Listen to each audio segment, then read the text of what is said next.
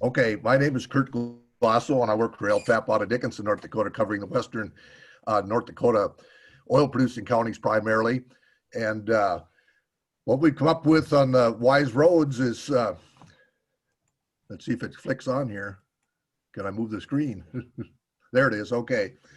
The Wise Roads program. And just so you know what the acronym stands for, it's the Weather Information System to effectively reduce oil field delays and disruptions. And it's a new program that was started last year on getting, whoops. How do I get the screen to advance? There it is. Okay. The biggest problem we have with roads, it's the shutdowns or restrictions that we had because of rain. And as you know, when it rains and we get enough rain, the gravel goes to heck and the subgrades get saturated and the roads are a big problem for everybody and shut down with the situation.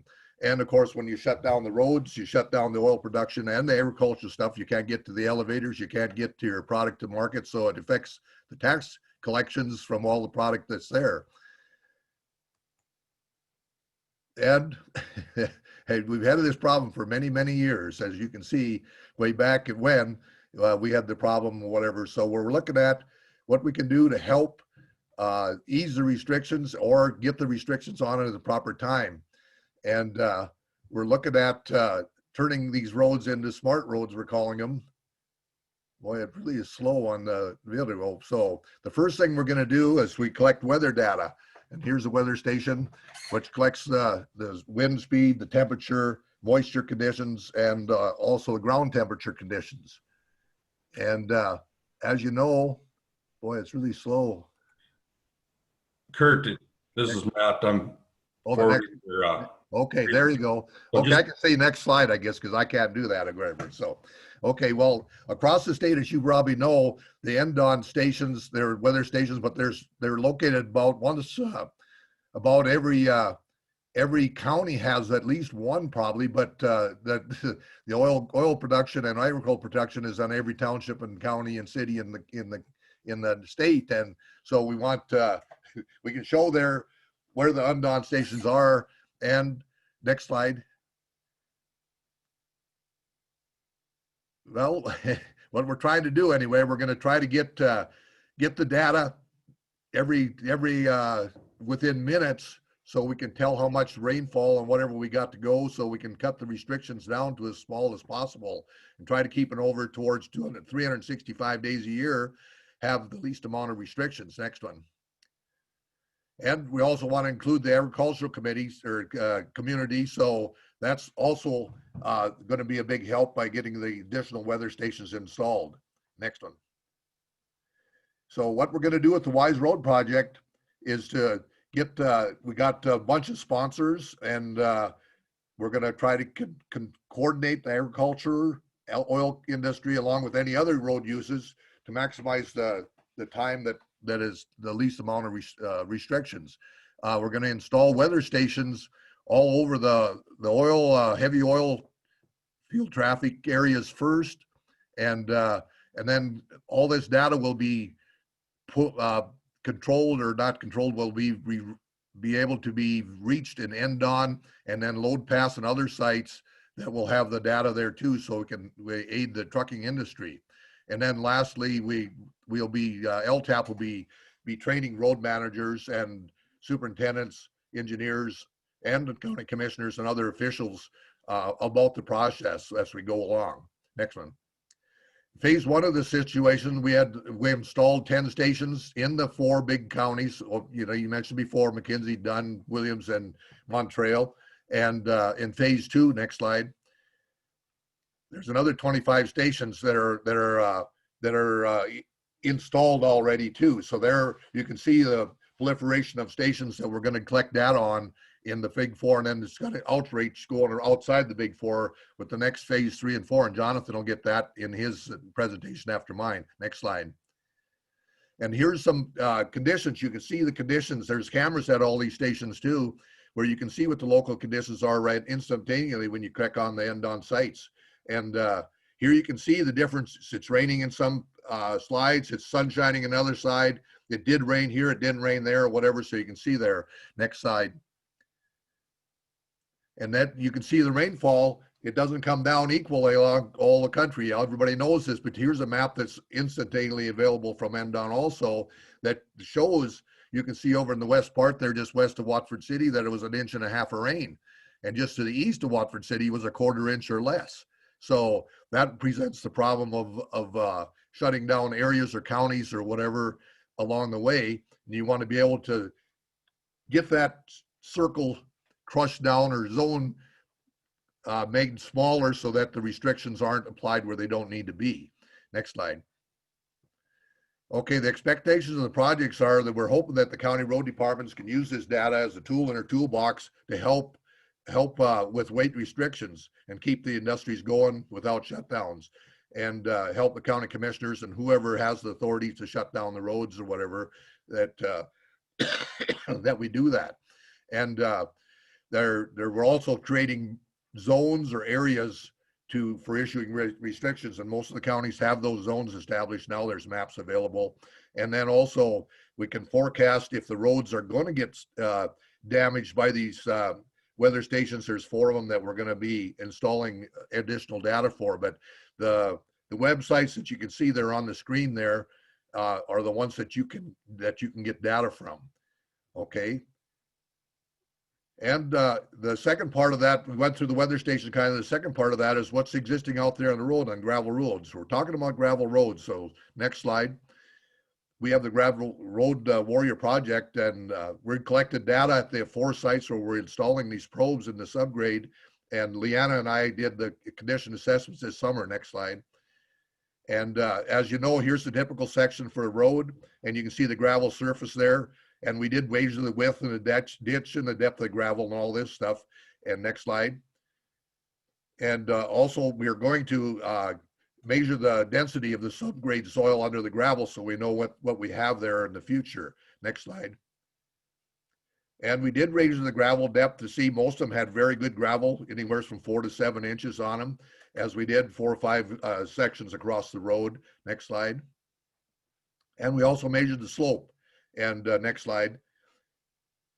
We had made sure that we had at least about a 4% slope or crown on the gravel going both ways. You got to keep the water off the road or whatever. So, okay, next slide. Yeah, and we also measured the float, the loose rock. If you got loose rock on your road, you haven't got a good gravel spec there on the road. Loose rocks got to be tied together with binder, and float is what they call that. But on the stations we measured, next slide.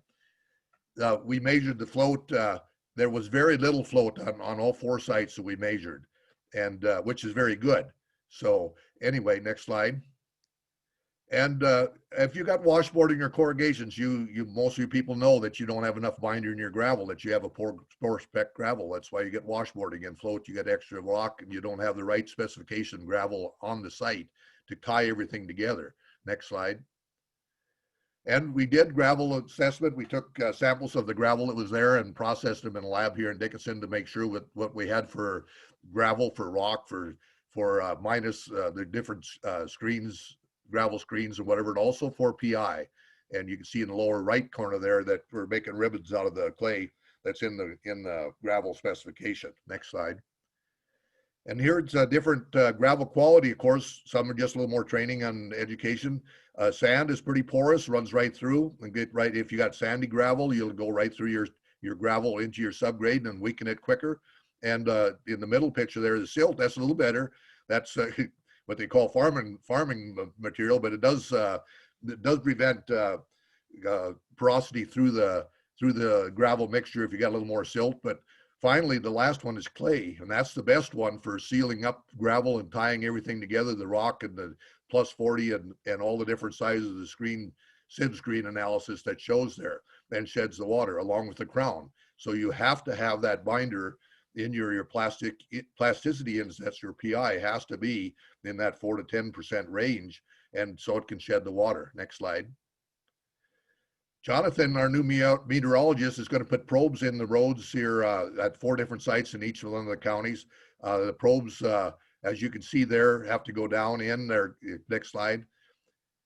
They're going to be okay, I'll go through that. They're going to put 4 probes in each subgrade, one right below the gravel surface and one at 2 foot, 4 foot, and 6 foot, or the frost level when we get there to see how deep what the subgrade material is in there.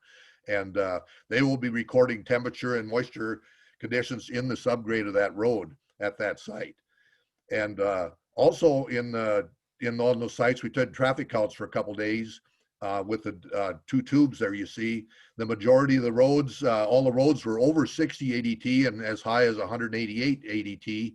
And about the biggest use of that road was level class 2 and 3 vehicles up to 6 to, I think it's 10,000 or 14,000 pounds. But we had about 10%, average about 7% anyway, of class 13 vehicles, which is 7 axles, as you saw in Leanna's presentation this morning, that did use those roads during those 2-day counts. And they were on a Wednesday and Thursday during the week.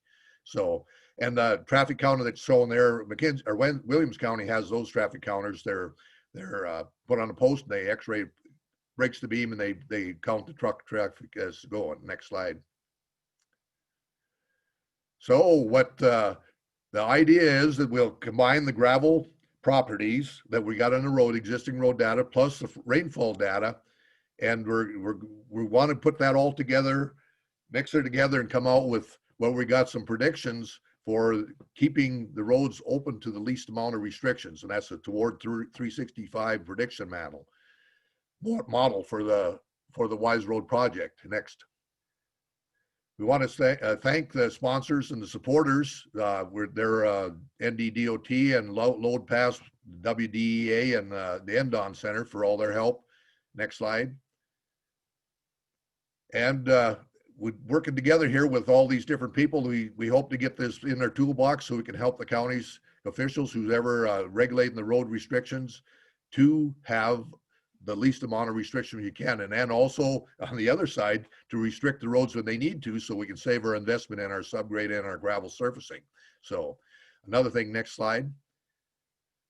You want to save the date. We got the roundtable scheduled for LTAP and WDEA and in Halliday at their new shop in December 17th. That day, put it on your calendar. And also the situation there is with COVID, we're planning it and having the presentations being prepared. So hopefully we can see you all there. Next slide. And that's it today. Any questions or whatever? Funded and supported, like I mentioned, by NDON, WDEA, Load Pass, UPDGI, and LTAP, and grants from the Oil and Gas Research Council. So I want to thank you for listening, and any questions, I'll try to answer them. It doesn't appear anybody's typed any questions in, so thank you, Curt. Okay. Thanks, Matt, for your help.